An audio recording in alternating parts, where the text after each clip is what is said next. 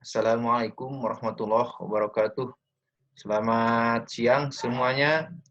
Apa kabar kalian hari ini? Mudah-mudahan sehat semua dan tetap semangat ya.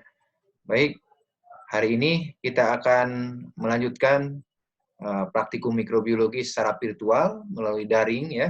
Dan Bapak akan menjelaskan ya kegiatan topik praktikum mikrobiologi hari ini, yaitu faktor lingkungan yang mempengaruhi pertumbuhan mikroba. Nah, jadi ini karena dalam kondisi darurat COVID-19, kita tidak bisa praktikum langsung di lab. Nah, kalian bisa memperhatikan tayangan slide berikut ini, dan anggap saja kalian melakukan kegiatan praktikum tersebut di lab ya. Dan nanti ada tugas-tugasnya, dan kalian harus bisa mengerjakan tugas atau pertanyaannya, dan menjawab pertanyaan dan tugasnya.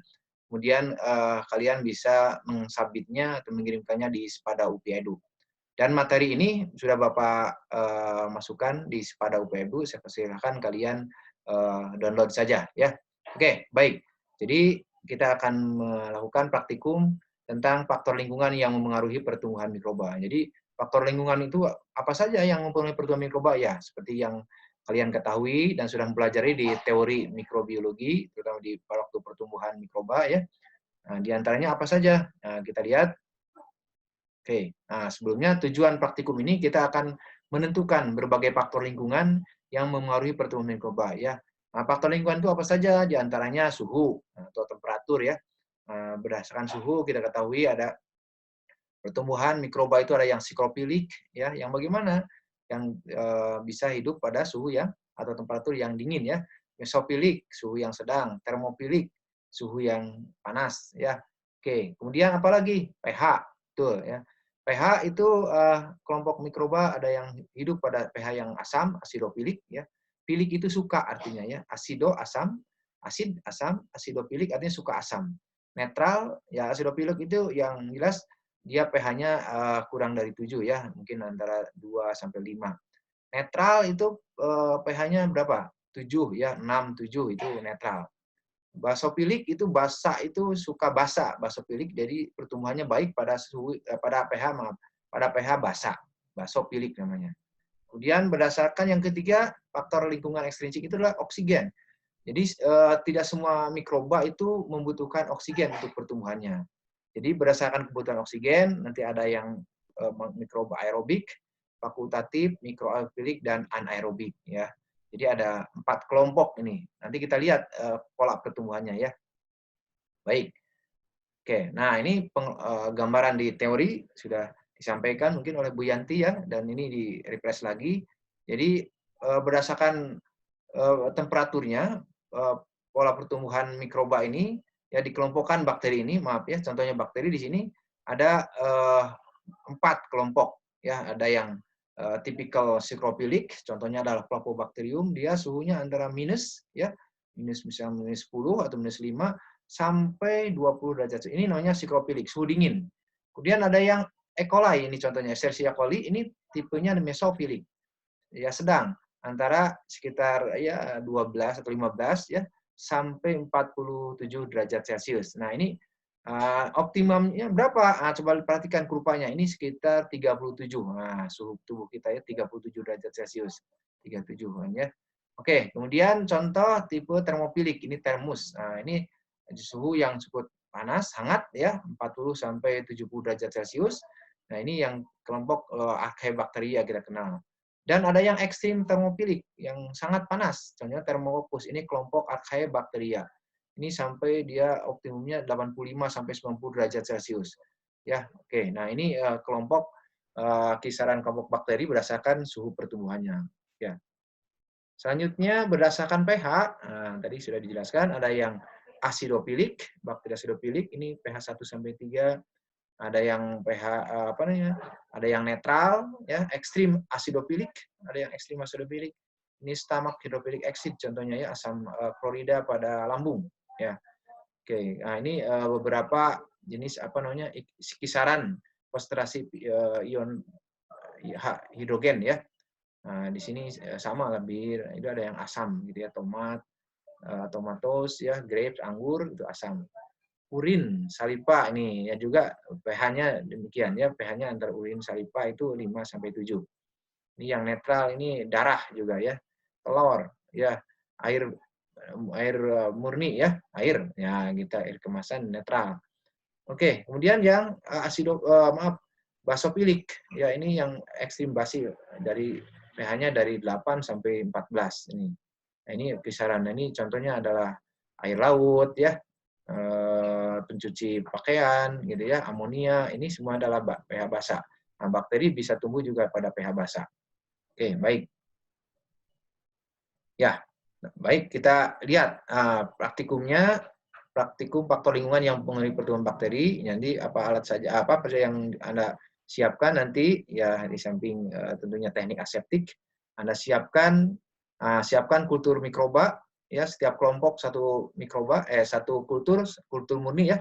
Anda strik subkultur sebelumnya, sehari sebelumnya Anda harus subkultur. Ingat, jadi siapkan kultur mikroba ini sehari sebelumnya harus disiapkan. Ya, dengan cara tentunya di subkultur menggunakan jarum inokulasi secara aseptik, ingat ya. Nah, kemudian nanti kita akan siapkan satu kultur ini untuk uji faktor kebutuhan oksigen, uji faktor pH, faktor suhu dan sebagainya. Ini ada 3 kita lakukan. Oke, jelas? Yang pertama apa yang perlu siapkan? Ya, baik. Kultur murninya, kultur bakterinya Anda siapkan ya. Oke.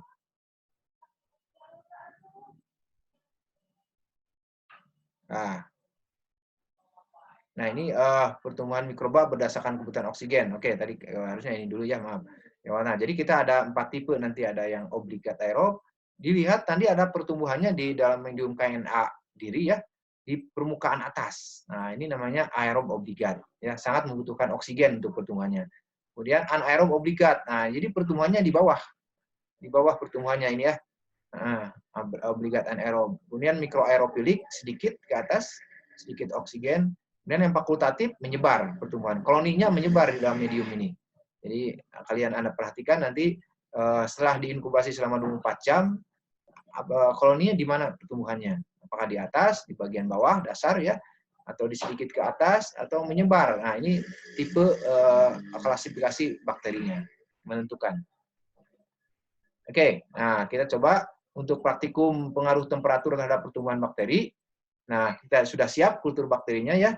Nah, Anda siapkan agar miring ya, KNA miring atau KNA agar miring, KNA miring, 4 KNA miring, Anda strik masing-masing secara inokulasikan bakterinya ya, secara aseptik di depan tentunya api ya, dibakar dulu jarum inokulasinya, kemudian Anda strik ke sini satu tabung, kemudian yang kedua strik, ambil lagi, strik ke sini secara aseptik, yang ketiga strik juga, kemudian yang keempat strik. Nah, keempat tabung ini simpan di dalam suhu yang berbeda-beda.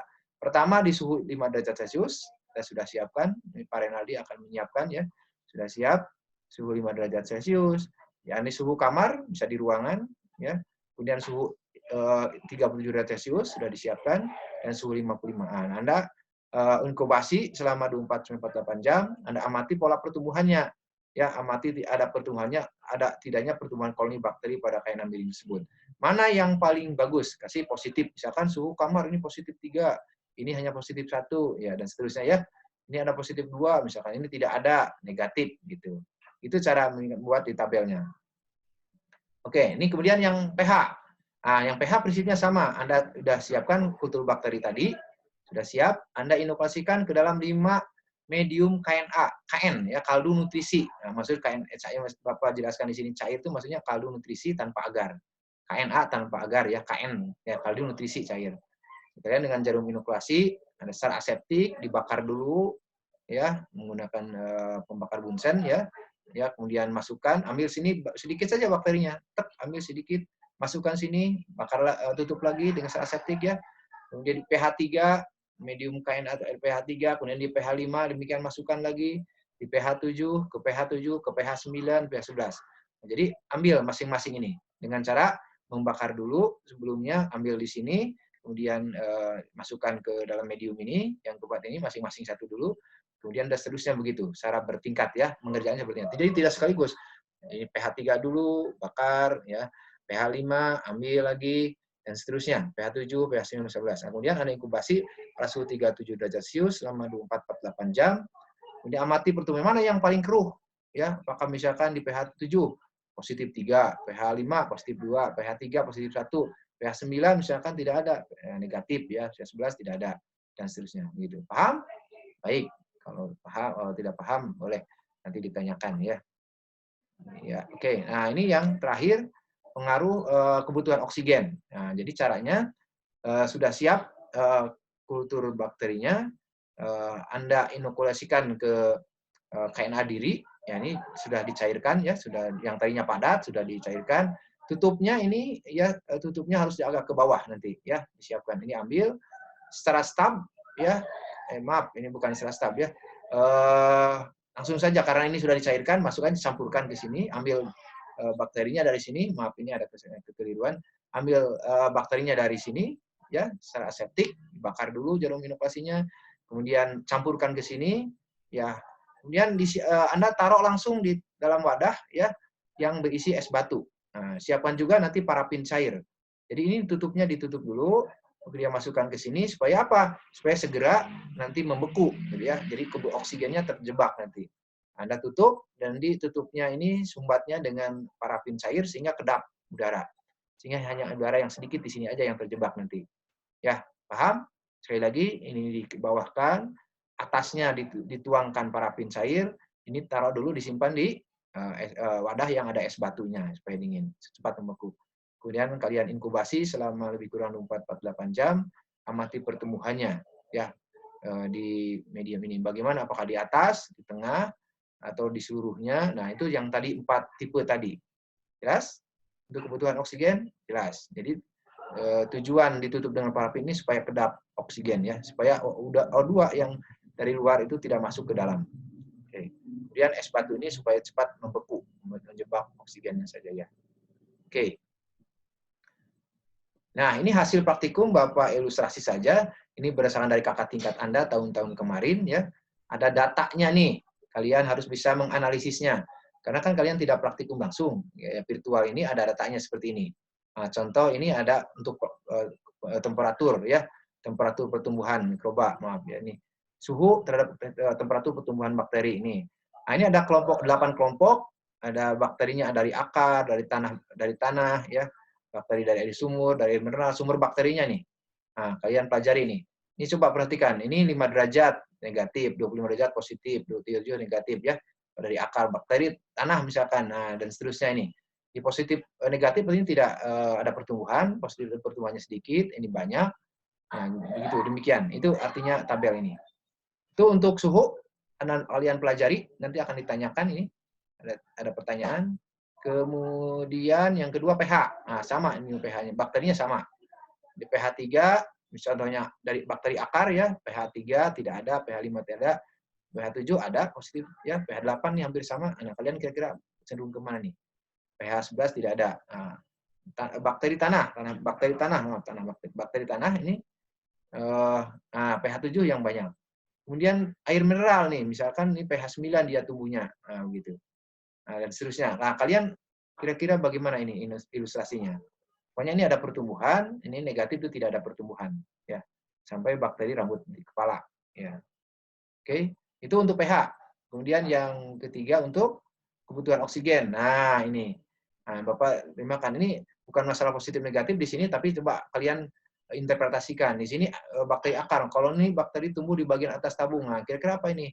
Baik. Nah, contohnya ini adalah bakteri apa? Kelompok bakteri aerob. Nah, jadi kalian jelaskan di sini kelompok bakteri aerob. Mana lagi ya? Nah, misalkan bakteri menyebar. Nah, ini ke jari tangan. Ini bakteri jari tangan. Bakteri dari jari tangan, ini bakterinya menyebar di dalam medium tersebut. Artinya apa? Ya, baik, bagus, fakultatif. Nah, seterusnya ya. Yang di bawah misalkan ada nggak? Nah, coba perhatikan. Nah, kalian interpretasikan nanti.